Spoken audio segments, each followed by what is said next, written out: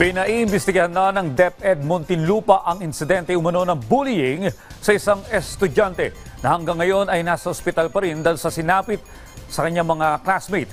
Si Gab Villegas sa detalye. Sa video na kuha noong August 4, makikita na tila sinasabunutan ang isang batang babae sa Muntinlupa City. Nakasalampak na siya sa sahig ng classroom. Sa panayam ng PTV News sa nanay ng batang babae, sinuntok ang kanyang anak ng kanyang kaklase, dahilan para gumanti ang dalagita.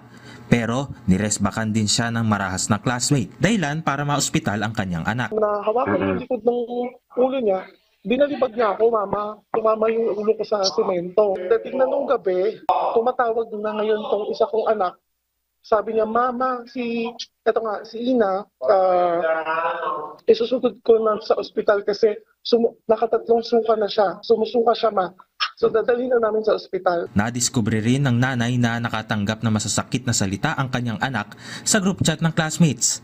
Pinost ng nanay ng biktima ang video at litrato ng sinapit ng kanyang anak. Mabilis na nakarating ito sa Muntinlupa LGU. Sa pahayag ng DepEd Muntinlupa, iniimbestigahan na ang insidente ng hindi maantala ang pag-aaral ng mga estudyante. Noong nakaraang linggo lamang, pinirmahan na ni Education Secretary Sani Angara ang Implementing Rules and Regulations ng Anti-Bullying Law, kung saan inaatasan ang lahat ng paaralan na maglatag ng anti-bullying policies. Inimbitahan na rin ni Muntinlupa City Mayor Rufi Biazon ang magulang ng mga bata sa City Hall para pagharapin. Kasama rin ang class advisor at iba pang opisyal ng paaralan. Nangako naman ang paaralan na sasagutin nila ang pagpapaospital sa kanyang anak. Kwento ng ina ng biktima, gusto na raw ng kanyang anak na mag-modular o huminto na lang sa pag-aaral. Out of nowhere, nanonood lang kami. Siya yung biglang nag-open sa akin for how many days. Hindi ko tinatanong sa kanya yun.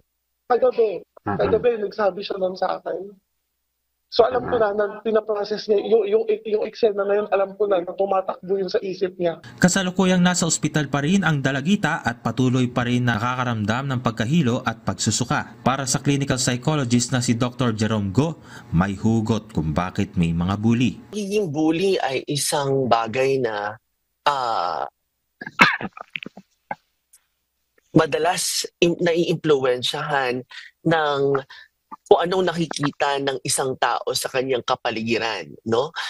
The social cues, the social environment, kung ano ang kanyang nasasaksihan. Unang-una sa bahay, sa lipunan, sa mga social media, no? So all these avenues are the sources of information, and alam naman natin na ang isang tao ay natututo based on modeling behavior, no? Kung anong nakikita natin sa iba, yun din ang nai-internalize na personality or character ng isang tao. May matindi ring epekto ang bullying sa biktima nito. Ang epekto, unang-una, doon tayo sa biktima. Siyempre, pwedeng magdulot ito ng trauma, pwedeng ito'y magdulot ng takot, pwedeng magdulot ng avoidance o pag-iwas sa mga sitwasyong pwedeng niyang makasalubong, makaharap, maka-enkwentro muli yung bully.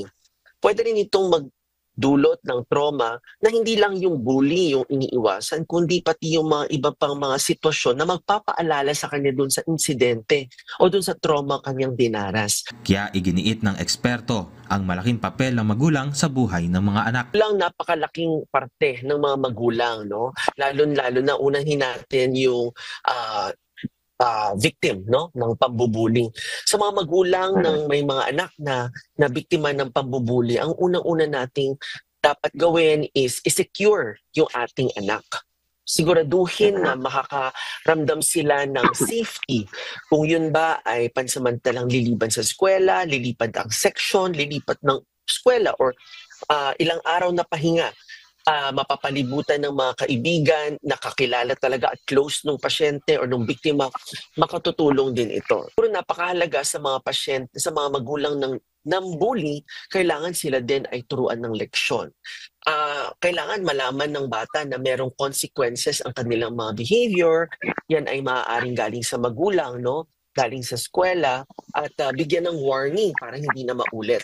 Lahat naman ng ito ay talagang nangyayari, pero hindi naman ito nangangahulugan na wala na tayong magagawa para mapigilan ang pagpatuloy ng bullying. Yung awareness is very important. Kaya kailangan bukas ang komunikasyon sa pamilya. Kung merong na biktima or merong gumawa ng masama, dapat aminin nila at iparealize sa mga bully na hindi sila dapat gumawa ng mga ganito. Gab Humilde Villegas para sa Pambansang TV sa Bagong Pilipinas.